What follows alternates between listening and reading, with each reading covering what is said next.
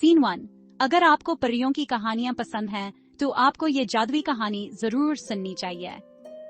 एक जमाने में एक दौर दराज मुल्क में ज़ारा नामी एक छोटी सी लड़की रहती थी। ज़ारा को जादुई जंगलों की सैर करना बहुत पसंद था। एक दिन इसे एक चमकता हुआ सुनहरा इंडा मिला। अचानक वो इंडा टूट गया और इसमें से एक छोटा सा बातें करने वाला ड्रैगन निकल आया।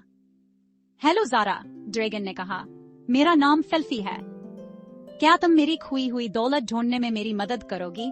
ज़ारा बहादुर और मेहरबान थी, इसलिए वो मान गई।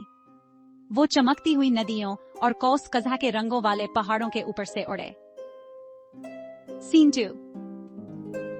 आखिरकार वो एक खफिया गार तक पहुंचे जिसकी हिफाजत एक बदमिजाज ट्रोल कर रहा था।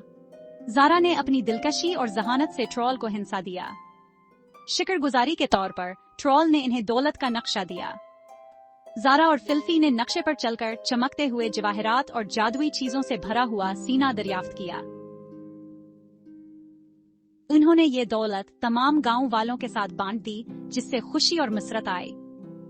और इस दिन से ज़ारा और फिल्फी बेहतरीन दोस्त बन गए, हमेशा अपने अगले एडवेंचर के लिए तैयार।